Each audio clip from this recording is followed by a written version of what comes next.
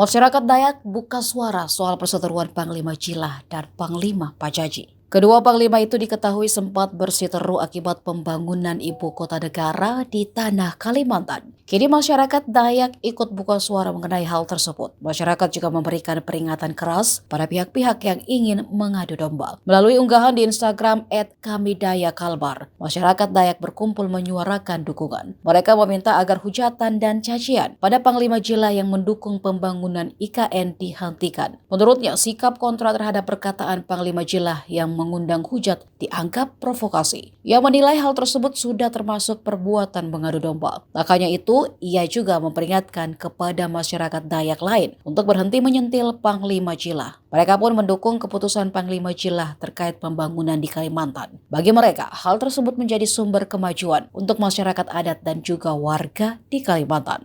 Masengat Kak Jubata.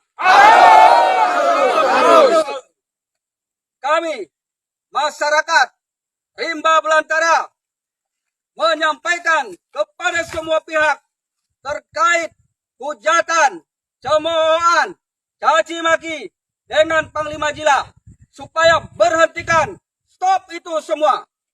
Itu provokasi, mau mengadu domba.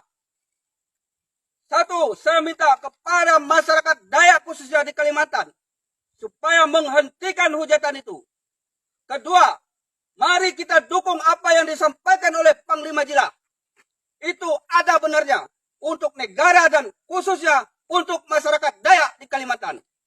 Demikian yang saya sampaikan. Adil Katalino, Bacuramin Kak Saruga, Basengat Kak Jubata.